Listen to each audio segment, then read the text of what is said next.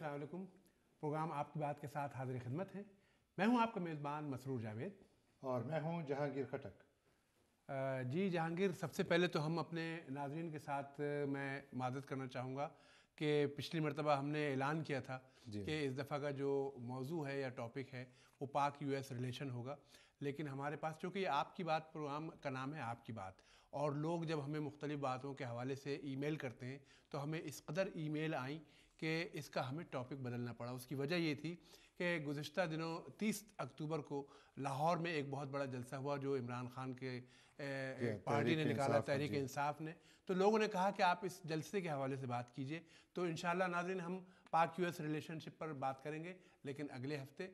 इस हफ्ते हमारा टॉपिक जो है वो जो पाकिस्तान में एक लहर आई है सियासी तब्दीली की, और जो इमरान खान का कामयाब तरीन जलसा था उसको लोग थर्ड ऑप्शन के तौर पर देख रहे हैं। तो हमें ये देखना है आज की इस गुफ्तगू में, आपकी बात के प्रोग्राम में, कि आया इमरान खान जो है वो थर्ड ऑप्शन के तौर पर कामयाब रहेंगे, या वो जो मसाइल हैं पाकिस्तान के वो उनको हल करने में कितना मामून मददगार हो सकते हैं। तो जहांगीर, हमारे पास हस्ब रिवायत एक कॉलर है जी और उन्होंने सवाल भी भेजा है, तो क्यों ना हम पहले सवाल देख लें और उसके बाद फिर गुफ्तगू का आगाज़ करें। ज़रूर जी नाज़रीन, सवाल देखते हैं कि क्या है।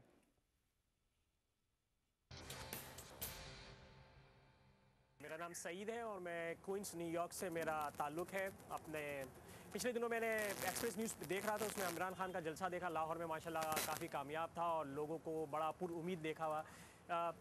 पिछले 65 साल से मैं ये देखता हुआ आ रहा हूँ कि पाकिस्तान एक लूट खसूट का बाज़ार गरम है। वहाँ पे जो हुकूमत आती है लूटती खसूटती और चली जाती है, गैर मुल्क में जाके अपने बच्चों को पढ़ाती है और बैठ जाती है, स्विस बैंकों में पैसा जमा करती है, और आवाम का देख पुरसान हाल कोई नहीं है, ना बिजली है, ना गैस है, ना पानी है।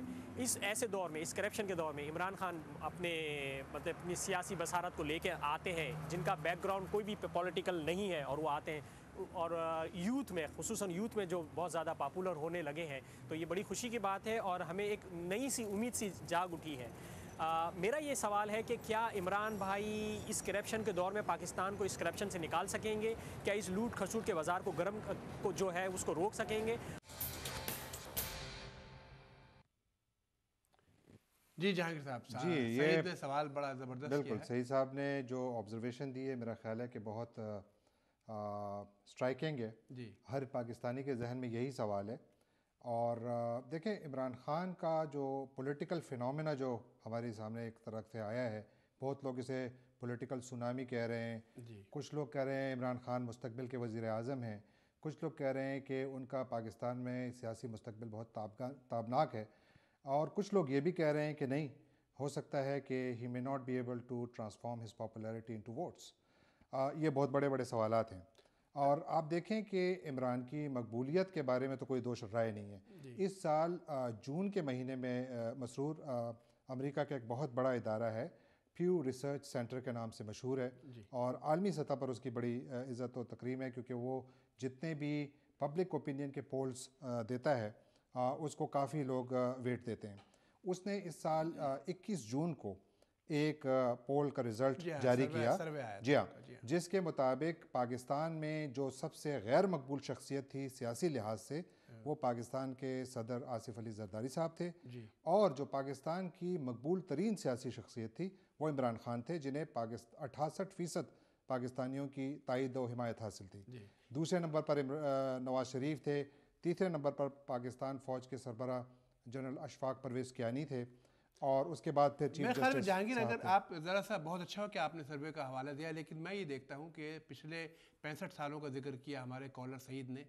उन्होंने दो बातें की, एक तो करप्शन और लूट मार की उन्होंने जिक्र किया, और दूसरा जो 65 साल से हो रहा है। अगर आप तज्जिया करें पाकिस्तान की सियासत का, तो हमेशा जब भी मार्शल लॉ लगा उसके बाद जो भी सियासी हुकूमत या सियासी नारा लेकर आया उसकी पजीराई आवाम ने की। मसलन अयूब खान के बाद भुट्टो साहब ने रोटी कपड़ा और मकान का नारा दिया और वो कामयाब हुए। फिर 11 साल जब ज़ियाउल हक के लगे, उसके बाद एक दफ़ा फिर बेनज़ीर ने उसी नारे को दोहराया और आवाम फिर उस नारे में आए और वो कामयाब हुई। फिर अब परवेज़ मुशर्रफ का जब 10 साल दौर हुआ, उसके बाद आपने देखा कि लोगों ने उस पार्टी तक को रिजेक्ट कर दिया जो परवेज़ मुशर्रफ की हिमायत कर रही थी फ़ौज की।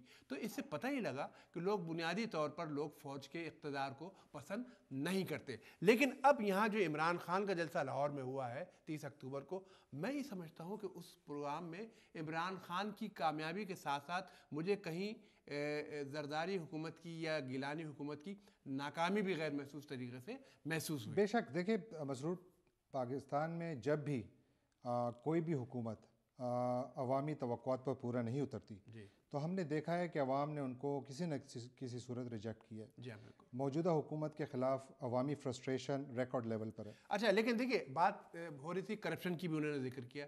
کرپشن کے حوالے سے انٹرنیشنل جو ٹرانسپیرنسی ہے اس نے کہا کہ ٹرانسپیرنسی انٹرنیشنل ٹرانسپیرنسی انٹرنیشنل نے جو سروے جاری کیا پاکستان میں کرپشن کے حوالے سے، تو انہوں نے کہا کہ 64% کرپشن جو ہے 64% صرف پولیس کے محکمے میں ہے، اور 11% جو ہے وہ اس کے بعد پاور اور جو انرجی ہے اس لیول میں ہے، اور انہوں نے کہا کہ 9% جو ہے وہ عدلیہ میں ہے. مطلب یہ بڑے افسوس کی بات ہے کہ ہماری عدلیہ میں بھی کرپشن ہے، اور یہ سارے کے سارے کرپشن. دیکھیں ہمارا پاکستان کے شروع سے المیہ رہا ہے کہ ہمیں باکردار شفاف قیادت نہیں ملی، جو ملی ان کو زیادہ موقع نہیں ملا، اور جو قیادت آئی انہوں نے پاکستان کو زیادہ صاف گورننس نہیں دی. گفتگو کرتے رہیں گے. ڈاکٹر جاوید ہمارے پاس الینوائے سے ہیں، تو آئیے ناظرین دیکھتے ہیں کہ ڈاکٹر جاوید صاحب کیا کہتے ہیں. میں آپ کو پروگرام آپ کی بات میں خوش آمدید کہتا ہوں. ڈاکٹر صاحب thank you very much, so nice of you. جی کیا سوال ہے؟ جی فرمائیے ڈاکٹر صاحب.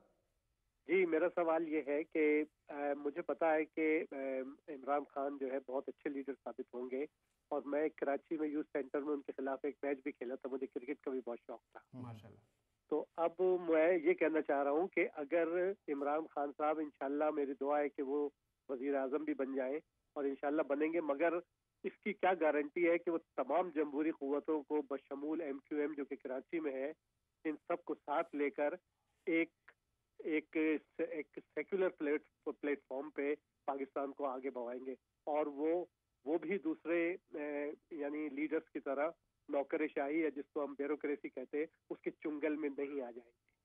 بہت اچھا سوال ہے ڈاکٹر صاحب کا. اور اصل میں انہوں نے غالباً اس وجہ سے کہا کہ عمران خان نے اور ان کے جو ترجمان ہیں عارف علوی صاحب ان کی سیکرٹری ہیں انہوں نے کہا کہ جی ہم کسی جماعت سے ہمیں اتحاد کرنے کی ضرورت نہیں ہے، and we are well sufficient. Imran Khan نے یہ سٹینڈ لیا ہے. جی پاکستان میں سیاست کا ایک طریقہ رہا ہے کہ لوگ سیاست میں جب آتے ہیں تو بہت سٹرونگ ریٹورک سے آتے ہیں، بہت پاورفل پوزیشنز لیتے ہیں، بہت سٹرونگ سٹینڈز لیتے ہیں، اور اس کے بعد پھر ایک وقت ایسا آتا ہے کہ جہاں پر وہ اس کو دوبارہ اس پہ نظر ثانی کرتے ہیں، اور اس کے بعد پھر تھوڑی لچک بھی آتی ہے. لیکن فی الحال آپ نے درست کہا. میرا خیال ہے کہ اس سوال کا جواب ہمارے جو مہمان آئیں گے وقفے کے بعد ہم ان سے اس کا جواب لیں گے کہ آخر عمران خان کا اتنا سٹرونگ ریٹورک اور وہ گو اٹ الون کی جو پالیسی فی الحال جو انہوں نے ڈکلیئر کی ہوئی ہے، از اٹ پریکٹیکل؟ لیکن میں سمجھتا ہوں کہ عمران خان کی جو سب سے بہتر بات مجھے لگتی ہے ایز اے سیاستداں کے طور پر، کہ کم از کم جس لفظ سے پاکستانی قوم چڑی ہوئی ہے کرپشن، وہ کرپشن میں انوالو نہیں ہے. یہی ان کا ایک ایسا پلس پوائنٹ ہے کہ جس کی وجہ سے فی الحال پاکستان کے لوگ جو ہیں وہ اپنا مسیحا سمجھ رہے ہیں اور ان کی طرف آ رہے ہیں، اور آنا بھی چاہیے. آپ یہ دیکھیے کہ جتنے ہمارے سیاستداں ہیں اس کے علاوہ کسی بھی جماعت کے ہوں، ان کا اپنا ایک نہ ایک بیک گراؤنڈ ہے، ان کے اپنے بینک اکاؤنٹس ہیں، اور بڑے بڑے سیاستداں جو ہیں جن کی کروڑوں کی اور اربوں کی جائیداد ہے، وہ 3,000 روپے ٹیکس دیتے ہیں سال کا. تو اس چیز نے عوام کو سوچنے پر مجبور کر دیا کہ آخر یہ وجہ کیا ہے. تو ہم میرے خیال سے اس پر گفتگو کرتے رہیں گے. ناظرین ہم اس وقت ہمارے پاس ٹائم ہوا ایک چھوٹے بریک کا، ہمارے ساتھ رہیے گا. آج کا موضوع بہت دلچسپ ہے کہ کیا عمران خان جو ہیں وہ ہمارے اس پاکستان کے جو کرپشن کے مسائل ہیں یا دوسرے مسائل ہیں وہ حل کر سکیں گے نہیں. بریک کے بعد ہم حاضر ہوں گے، ہمارے ساتھ رہیے گا.